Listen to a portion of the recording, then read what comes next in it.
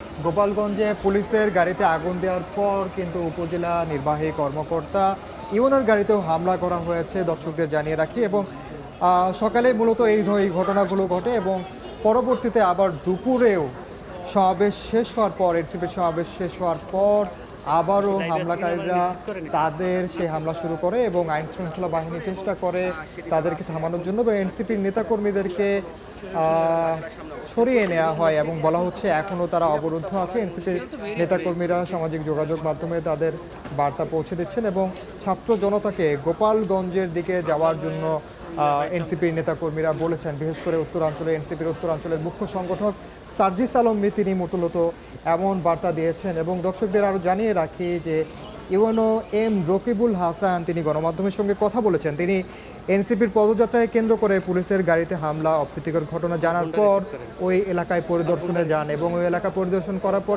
তিনি যখন ফিরছিলেন তার গাড়িতেও আবার হামলা হয় এবং সেই হামলার ঘটনায় তিনি তখন পর্যন্ত বলেছিলেন যে কে বা কারা তিনি চিনতে পারেননি। তবে ওই ঘটনার পর 12টার দিকে আইন শৃঙ্খলা বাহিনী অভিযান শুরু করে এবং সেই অভিযানে তখন 7 জন ছাত্রলীগের নিষিদ্ধ ঘোষিত ছাত্রলীগের 7 নেতাকর্মীকে আটক করে এবং আইন শৃঙ্খলা পরিস্থিতি নিয়ন্ত্রণে নেয়ার চেষ্টা করে তারা। কিন্তু এরপরেও আমরা দেখতে পাচ্ছি যে এখনও থমথমে পরিস্থিতি বিরাজ করছে। আমরা যেই সমাবেশের স্থল সেখানে তো চেয়ার ভাঙচুর করা হয়েছে সেগুলো দেখেছি, চেয়ারে অগ্নিসংযোগ করে দেখেছি।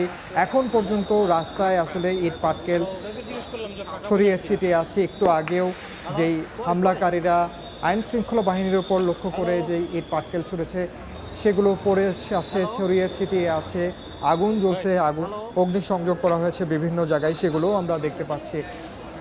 সর্বোপরি আসলে এখন পরিস্থিতি কিছুটা নিয়ন্ত্রণে বলা যায়, কারণ আবারও আমরা দেখতে পাচ্ছি যে এপিসি সেনাবাহিনীর এপিসিগুলো সামনে এগিয়ে চলছে এবং হামলাকারীদের উদ্দেশ্যে তাদের ছত্রভঙ্গ করার জন্য তারা সামনের দিকে এগিয়ে বেশ কয়েকজন হামলাকারীকে কিন্তু গ্রেফতার করা হয়েছে। আমরা গ্রেফতারের দৃশ্য কিন্তু দেখেছি এবং এই যে গোপালগঞ্জে 144 ধারা জারি রয়েছে, পুলিশ আইন শৃঙ্খলা বাহিনী সেনাবাহিনী তৎপর রয়েছেন, যে কোনো মূল্যে পরিস্থিতি নিয়ন্ত্রণ করার চেষ্টা করছেন।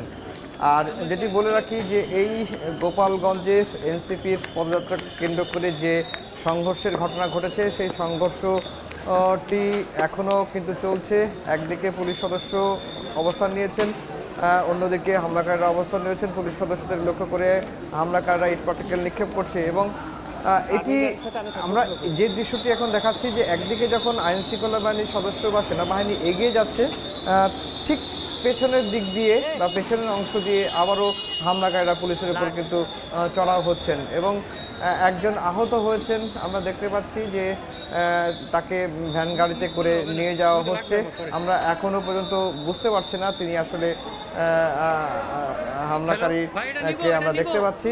আর যেটা বলে রাখি যে এই জুলাই পদযাত্রাকে কেন্দ্র করে এনসিপির গতকালকে থেকেই থমথমে কিন্তু অবস্থা বিরাজ করছিল। একটি আভাস পাওয়া যাচ্ছিল যে আজকে জুলাই পদযাত্রাকে কেন্দ্র করে এনসিপির এই পদযাত্রাকে কেন্দ্র করে গোপালগঞ্জে কোনো একটা অপ্রীতিকর ঘটনা ঘটতে পারে, সেটি কিন্তু অনেকেই ধারণা করছিল। কারণ আওয়ামী লীগের অনেক নেতাকর্মী যারা বিদেশে পালিয়ে আছেন তারা কিন্তু নানাভাবে উস্কানি দিচ্ছিলেন যে কোনো মূল্যে গোপালগঞ্জে এনসিপির পদযাত্রাকে ঠেকানোর জন্য বা এনসিপি নেতাদের গোপালগঞ্জে ঢুকতে দেওয়া হবে না, এই ধরনের হুমকি কিন্তু বারবারই ফেসবুকের মাধ্যমে সামাজিক যোগাযোগ মাধ্যমগুলো থেকে দিয়ে আসা হচ্ছিল।